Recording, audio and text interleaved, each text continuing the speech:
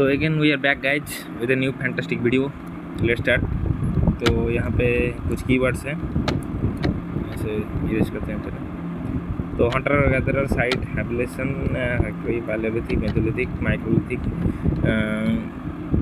फार्माफार्मिक burials. तो ये इनमें से कोई में भी आपका डाउट नहीं होगा क्योंकि मैंने सब बता ही दिया है। तो यहाँ पे कंप्लीट सेंटेंस करते हैं। तो मैंने हमेशा कहा है कि क्वेश्चन आंसर जब भी कीजिए माइंड में याद रख के कीजिए और रट्टा मत मारिए, समझ के कीजिए, टापने में व्यस्त मत रहिए, ठीक है। तो चलिए शुरू करते हैं। क्या है, कंप्लीट द सेंटेंस। तो सेंटेंस को कंप्लीट करते हैं। Hunter and gatherer chosen to live in caves and rock shelter because it is made from naturally and very strong and protect from wild animals, ठीक है। तो लिख लीजिएगा, सुनाई क्लियर दे रहा है, मुझे जितना पता है, ठीक है। ग्रासलैंड आर डेवलप्ड अराउंड, तो 12,000 ईयर तक हमारा आइस एज ख़त्म हो गया था, तो 10,000 ईयर तक ग्रासलैंड बनना शुरू हो गया। Why do people who grow crop have to stay in the same place for long time.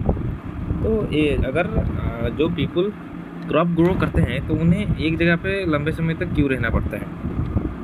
तो ये आज ही हमने कल के एपिसोड में पढ़ा था, क्योंकि वो जो एक जगह पे रह के they have to care for the plants, water them and raise them and get them fertilisers and then it ripes and they will eat them, so they have to stay long time in the same place. That is the reason why. Why do archaeologists think that many people who lived in Mehergarh were hunters to start with and that hoarding become more important later? तो ये हिंदी में बता रहा हूँ, आप English में answer लिखिएगा। क्योंकि जो मेहरगढ़ में जो बरियल मिले हैं वहाँ से पता चलता है कि उनके पास वाइल्ड बोर और वाइल्ड गोट्स वाइल्ड बोर और वाइल्ड डियर्स इनका स्केलेटन मिला है, जो कि हंटिंग का साइन है। और जो है हर्डिंग के लिए सीप और गोट का बोन मिला है, जो कि बरियल के साथ ही दफनाया गया है। इसलिए ये सोचा जा रहा है कि हर्डिंग भी कर रहे होंगे। और दूसरा रीज़न ये है क्योंकि वाइल्ड एनिमल से डोमेस्टिकेटेड एनिमल का थोड़ा टीथ का साइज छोटा है, इसलिए भी सोचा गया है कि पहले उन्होंने, क्योंकि दोनों टाइप के हड्डियाँ मिले हैं, तो इसका मतलब से पहले हर्डिंग स्टार्ट किया होगा, पहले हंटिंग किया होगा फिर हर्डिंग किया होगा, इसलिए गेस किया जा रहा है। तो लिख लीजिएगा आप। तो why did the hunter gatherer travel from place to place, in what way are the similar to different from the reason for which we travel today. तो वो लोग ट्रैवल करते थे, तो उस ज़माने पे जो हम जाते थे हंटिंग गैदरिंग के लिए, तो वो सीजनल था, सीजन के अनुसार वो हंटिंग और गैदरिंग के लिए डिपेंडेंट रहते हैं। और हम जो ट्रैवल करते थे हमारे एंजॉयमेंट के लिए करते हैं या फिर हम जॉब अपॉर्चुनिटी के लिए जाते हैं, और हमारा ट्रैवलिंग उनके ट्रैवलिंग से बहुत ही ज़्यादा डिफरेंट है इस रीजन के वजह से। चलिए आगे बढ़ते हैं। List 3 way in which Hunter gatherer used fire. would you use fire for any of the purpose today? तो हंटर गैदरर क्या करते हैं, पहले तो कुकिंग, रोस्टिंग ऑफ फूड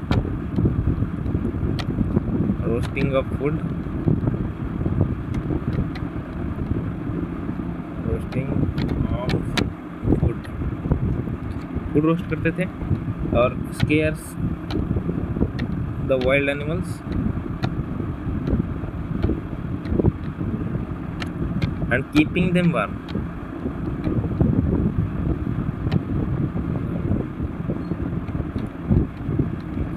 तो ये 3 चीज़ें करते थे कुछ टाइम के हंटर और gather.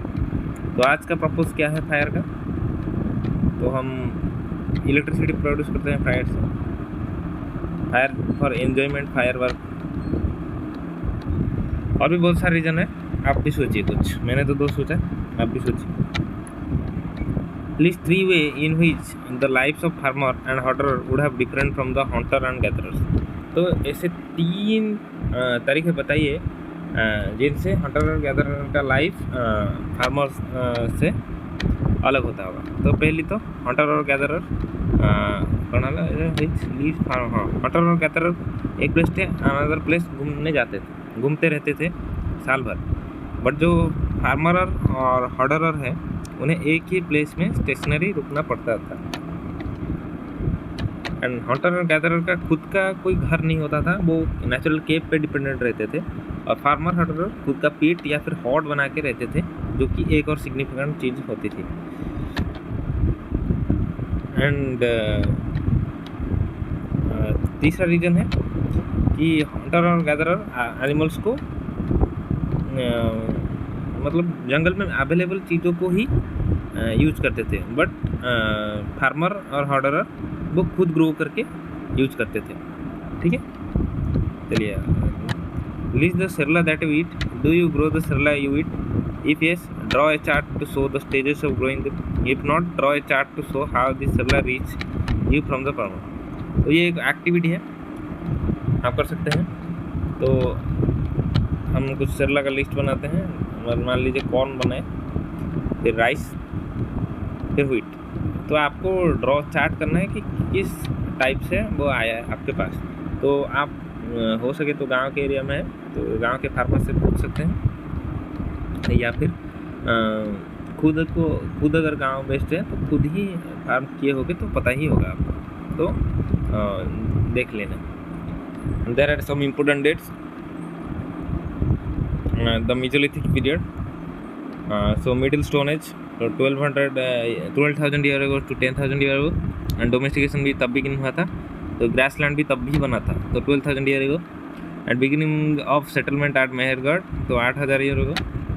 And neolithic age 10,000 year ago. Neolithic मतलब न्यू स्टोन एज।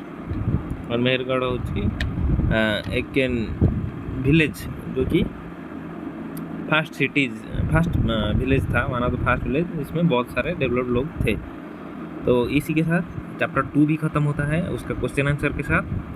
आप लोग मेरा वीडियो क्यों नहीं देख रहे हैं मुझे प्लीज़ बताइए, जैसे मैं अपने कंटेंट को इम्प्रूव कर सकूं। और मेरा व्यू अचानक से डाउन गया है, और मैं यूट्यूब से भी गुजारिश करता हूं कि जो रिव्यूअर हैं मेरे वीडियो को थोड़ा रीच बढ़ाए और व्यू डाउन होने से मुझे बचाएं। Thanks for watching, do subscribe my channel. Love you guys.